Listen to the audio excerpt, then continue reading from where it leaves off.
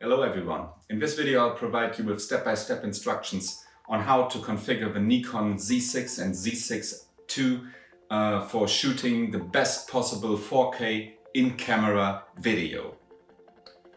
This tutorial works both on the Nikon Z6 and Z6 II series because these settings for in-camera video, they only differ slightly.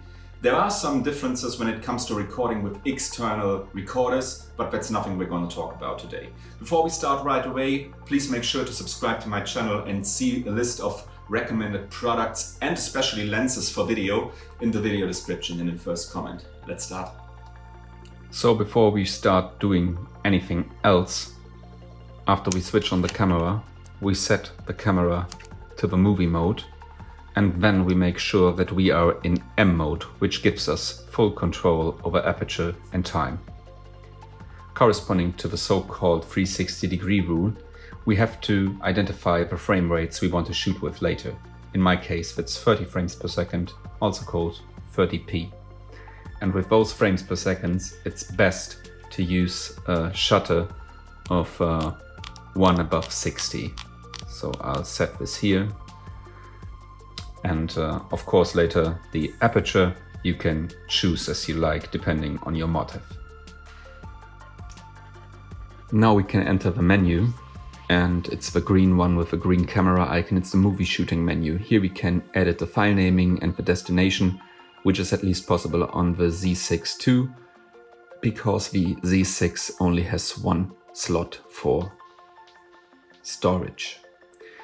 We can choose an image area which is mainly FX when shooting with full frame lenses, but it can differ to DX when you're shooting with a DX lens. As frame size and frame rate, I choose 260 with 30 frames per second, which we have set our shutter to in the step before. With this setting, we have a movie quality which is automatically set to high. The movie file type I'm using is MOV, movie, which is, at least in my opinion, it has better quality and it's faster when using it later in post-production on Mac. ISO sensitivity settings. Here come a few points which are interesting. The maximum sensitivity is the maximum value of ISO where the camera will go to when shooting in dark scenarios. So I use a maximum sensitivity of 25,600 because after that everything above the image gets very noisy. So the next thing I can do is to switch on the auto ISO control in mode M. I can say okay, use it, so the camera will automatically adjust the ISO values, or I can deactivate it. It depends on what we are shooting. You can deactivate it if you are shooting in a scenario where the light is constant, but if you are shooting in a scenario where the light is changing, for example outdoors, you should set it to on, because if a cloud comes in front of the sun and everything gets a little bit darker, the camera can regulate the image by setting a higher ISO value. The ISO sensitivity mode in mode M starts with 100 here on my camera, which is fine for me from my side. The next point is white balance. You can do two things. The one thing is that you set your white balance to the white balance which is according to the situation you're shooting in.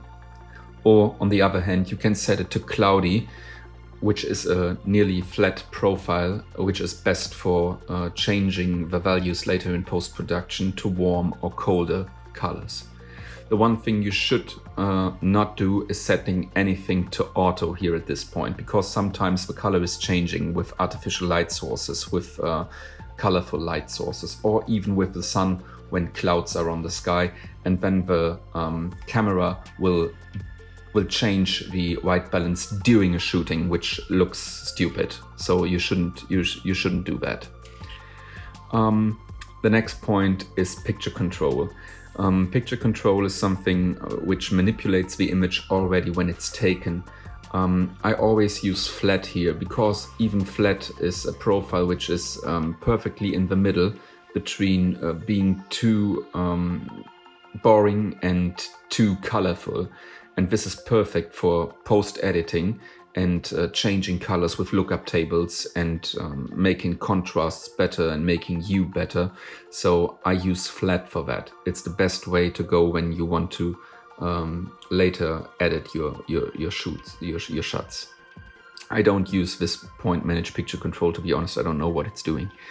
Active delighting is off because I don't want the camera to change anything it's recording and manipulate the image the camera is seeing. So I set it to off.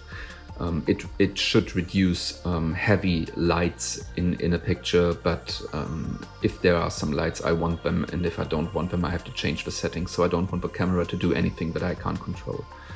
The next step is the high ISO noise reduction, which I set to normal mode.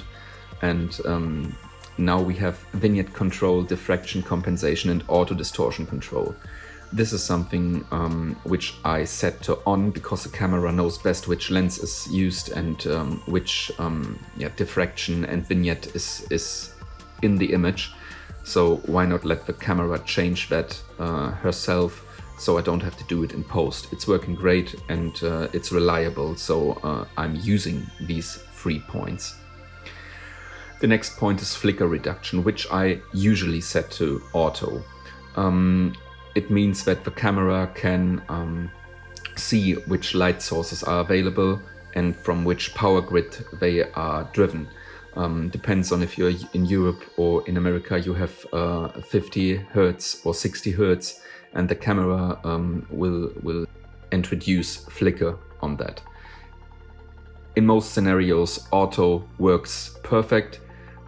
Sometimes when you're having LED lighting or other artificial lighting, maybe you notice a flicker, and if auto is not working as expected, then try 50 Hertz or try 60 Hertz and see which gives you the best results.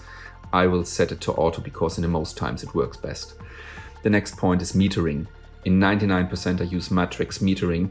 Sometimes in interview situations against dark backgrounds I use center weight metering or highlight weight metering, but 99% matrix metering is fine. The focus mode depends on what you're shooting. In most scenarios I'm shooting full-time autofocus or continuous autofocus. Of course there are scenarios when you are shooting a person which is not moving, for example, or you're filming a part on a machine, then a single autofocus is okay. You hit the autofocus once, you have your focus sitting, and then you can start the recording. Our course, it's also okay to use manual focus. Most times I use full-time autofocus, especially when I'm shooting tutorials and I want the focus to follow my face.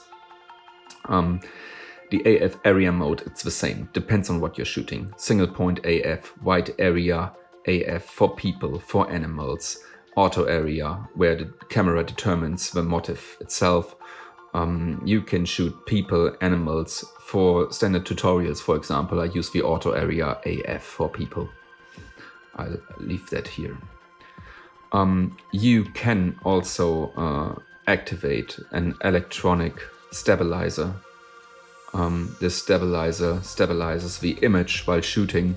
You can set it to on when you are shooting freehand, but please set it to off when you are shooting from the tripod. Microphone sensitivity is something which I regulate depending on the situation and on the sound. In most cases I shoot with external audio recorders, for example the Zoom H2N, because its microphones are simply better than the inbuilt ones in the camera, and it reduces noise better than the camera itself, but it's something you have to do for every shooting. The attenuator is set to off. The frequency response I set to voice when it comes to interview situations or tutorials. I set it to wide range if I want to capture the whole voice and the whole sound scenario, for example in a wood or on the beach. If I want to hear the sea and if I want to hear the trees, then I set it to wide range. But anyways, if you want to make high quality sound recordings, then you should use an external recorder. You can read about it on my internet site, which you will find in the video description in the first comments. The wind noise reduction, it's the same. If there is wind and I don't want it, I set it to on. If I'm shooting indoors and there is no wind, I set it off so that it can't do any harm to the recording because of misinterpretation of sounds. headphone volume, depends on how loud you want something to hear. Timecode is okay, is good for when you're shooting with several cameras at the same time. I'm not going to tell any further details about timecode here, that would be too much. Next we go to the custom settings menu, and there in the part G we find movie settings. One thing I want to show you, it's not essential, but it's a nice feature, is the customization of the eye menu. Here you can say which preferences you want to have on speed dial. For example, picture control, white balance, quality, microphone level, metering, autofocus, manual focus, and stabilization, for example. These are the ones which I put in this menu because I often need them. One thing I have to mention here is point G5. It's AF tracking sensitivity, which I've set to 4, because 4 is a good compromise between being too slow or being too agile and making the image too fast and going back and forth. 4 is perfect. I've never used something else. Everything else is disturbing, I find. So this was everything, and now you're good to go and to shoot 4K video with your Nikon Z6 or C6 II. The only thing you have to do now, which wouldn't work on my camera now, is to hit that little red button to start the recording. It doesn't work on my camera because I don't have any memory card inserted to my camera. So I hope this video showed you how to take best in camera 4K footage with your Z6 and C6 II. Please make sure to hit the subscribe button to subscribe to my channel for further interesting Nikon and Z6 II tutorials. In the video description and in the first comment you can also find some links to products which we recommend, for example lenses for video shooting, and you can also find some links to my internet, to my webpage there, where I have written down this tutorial if you'd like to read it again step by step. So see you in the next video.